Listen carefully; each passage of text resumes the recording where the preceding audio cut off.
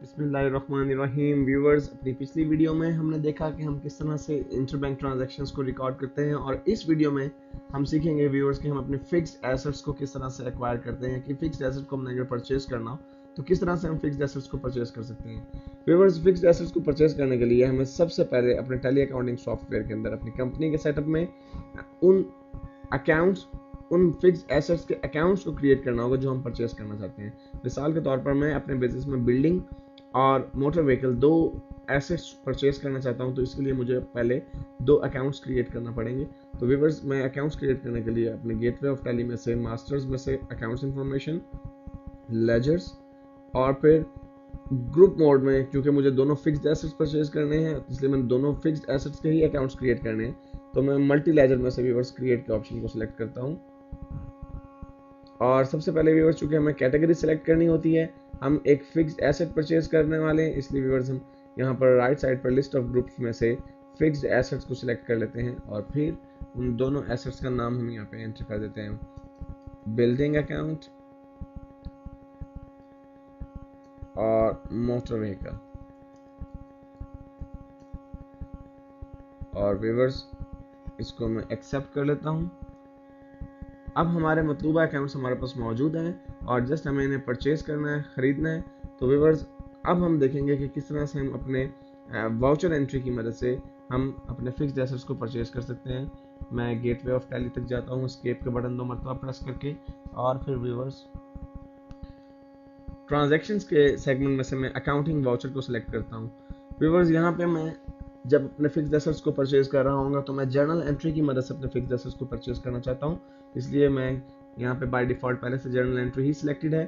अगर ये सिलेक्टेड ना होती तो राइट साइड पे जो ऑप्शन मौजूद हैं, बटन मौजूद हैं, उधर से मैं जर्नल को सिलेक्ट कर लेता। और व्यूअर्स, मुझे पहले ये डिसाइड करना है कि मैं जो एसेट्स परचेज कर रहा हूँ, क्या मैं ये एसेट्स कैश पे परचेज कर रहा हूँ या मैं ये बैंक्स के थ्रू परचेज कर रहा हूँ।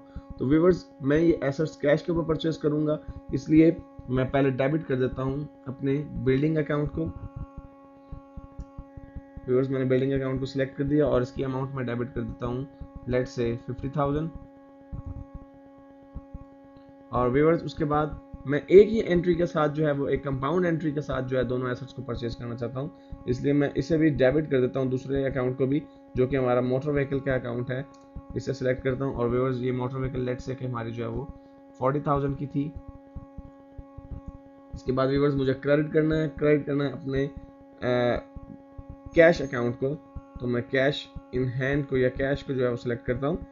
और व्यूअर्स, इसको मैं सिलेक्ट किया तो देखिए, जो ही मैंने इसे कैश अकाउंट को सिलेक्ट किया तो क्रेडिट साइड पर 90,000 का टोटल हमें नजर आने लगा। बेसिकली ये दो अकाउंट्स डेबिट हो रहे हैं और एक अकाउंट क्रेडिट हो रहा है, इसलिए कंपाउंड एंट्री के रूल के मुताबिक इन दोनों अकाउंट्स के डेबिट के टोटल के बराबर ही कैश का अकाउंट क्रेडिट होगा। और व्यूअर्स, इसके बाद में जब एंटर प्रेस करते हुए इसकी नरेशन रिकॉर्ड कर देता हूँ, purchase building and motor vehicle, और इसे एक्सेप्ट कर लेता हूँ। व्यूअर्स, ये एंट्री हमारी रिकॉर्ड हो चुकी है और अब मुझे देखना ये कि क्या मेरे लेजर्स और उसके साथ साथ क्या मेरी बैलेंस शीट पर इसका इम्पैक्ट नजर आ रहा है। मैं बैलेंस शीट को सबसे पहले व्यू कर लेता हूँ। तो व्यूअर्स, यहाँ पे बैलेंस शीट में आप देख रहे हैं कि पहले सिर्फ हमारे पास करंट एसेट्स मौजूद थे, लेकिन अब करंट एसेट्स के साथ साथ फिक्स्ड एसेट्स की कैटेगरी भी नजर आ रही है, जिसको अगर मैं डबल क्लिक करूँ तो मुझे दोनों अपने फिक्स्ड एसेट यानी बिल्डिंग और मोटर व्हीकल नजर आ रहे हैं 50,000 और 40,000 से। और व्यूअर्स, इसी के साथ अगर मैं अपने करंट एसेट्स को देखूं तो मेरे करंट एसेट्स में कमी आ चुकी है, क्योंकि मेरा कैश जो है वो कैश इन हैंड 3,70,000 है। और व्यूअर्स, इसके बाद मैं लेजर्स को देखना चाहता हूँ कि मेरा इस वक्त लेजर जो है वो क्या पोजीशन शो कर रहा है, इसलिए मैं डिस्प्ले के मेन्यू में जाके व्यूअर्स अपने अकाउंट बुक्स को सिलेक्ट करता हूँ और फिर यहाँ से लेजर्स को सिलेक्ट कर लेता हूँ। और मैं व्यूअर्स अपने कैश के लेजर को देखना चाहता हूँ कि कैश का लेजर इस वक्त क्या पोजीशन शो कर रहा है। और आप देख रहे हैं व्यूअर्स कि लास्ट ट्रांजैक्शन जो है वो हमारी नज़र आ रही है, जिसमें बिल्डिंग और मोटर व्हीकल की वजह से कैश 90,000 से क्रेडिट हुआ है और इस वक्त करंट बैलेंस जो कैश का 3,70,000 है।